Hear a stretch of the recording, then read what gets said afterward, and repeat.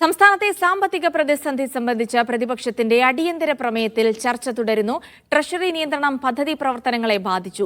നികുതി പിരിവ് ധനവകുപ്പ് കാര്യമായി നടത്തുന്നില്ല.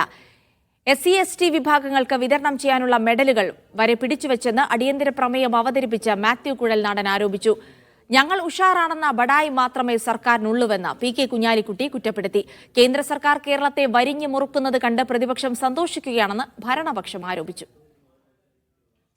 കൂടി ഇനി മുമ്പോട്ടുള്ള പ്രയാണത്തില് സർക്കാരിന്റെ കയ്യിൽ പണമില്ല എന്നുള്ള മുൻകൂട്ടി കണ്ട് ഈ പദ്ധതികളുടെ ചെലവും അതുപോലെ തന്നെ ബില്ല് മാറുന്നതും വെട്ടിക്കുറച്ച് കുറുക്കുവഴിയിലൂടെ സമ്പദ്ഘടനയെ കൊണ്ടുപോകാൻ ശ്രമിക്കുന്നതാണ് ഞങ്ങൾ ഇന്ന് ശ്രദ്ധയിൽ കൊണ്ടുവരാൻ ആഗ്രഹിക്കുന്നത്. സാധാരണഗതിയിൽ നമുക്കറിയാം വർഷാവർഷങ്ങളിൽ ഓരോ വർഷവും GST കളക്ഷൻ അല്ലെങ്കിൽ അതിന്റെ ഇതിൽ വളർച്ചയാണ് ഉണ്ടാകാറുള്ളത്.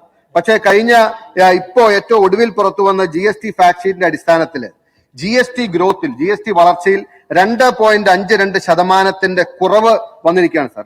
SC/ST വിഭാഗങ്ങളുടെ 10,000 പവനാണ് അങ്ങ് പിടിച്ചു വെച്ചിരിക്കുകയോ അവരുടെ തട്ടിയെടുക്കുകയോ 1-2 10,000 പവൻ 20,000 കുട്ടികൾക്ക് അരപ്പവൻ വെച്ച് കിട്ടേണ്ടിയിരുന്ന നിങ്ങളുടെ കയ്യിൽ നിങ്ങൾ ഈ സാമ്പത്തിക പ്രതിസന്ധിയുടെ പേരിൽ അവരിൽ നിന്ന് കവർന്നെടുക്കുകയാണ് സാർ. സാമ്പത്തിക സ്ഥിതി വളരെ ഭദ്രമാണ്, നമ്മൾ വെറുതെ പറയുന്നതാണ് സാർ. എന്നാ പിന്നെ നാട്ടിലുള്ള കുറെ കാര്യങ്ങൾ അതൊക്കെ ഒന്ന് മര്യാദക്ക് ചെയ്തുകൂടെ? കോൺട്രാക്ടർമാർക്കുള്ള ബില്ലാണ് കൊടുത്തൂടെ ധനകാര്യമന്ത്രി? എന്തിനെത്ര ഉഷാറാണെങ്കിൽ. അതേപോലെ തന്നെ ആശുപത്രിയുടെ ഒക്കെ സ്ഥിതി വളരെ മോശമാണ്. കുറെ ദിവസമായിട്ട് എല്ലാവർക്കും ബോധ്യമുണ്ട് കാര്യങ്ങൾ വളരെ മോശമാണെന്ന് മെമ്പർമാർക്ക് മുഴുവൻ ബോധ്യമുണ്ട്. അവരെ കൊണ്ട് ഇങ്ങനെ പറയിപ്പിക്കണോ?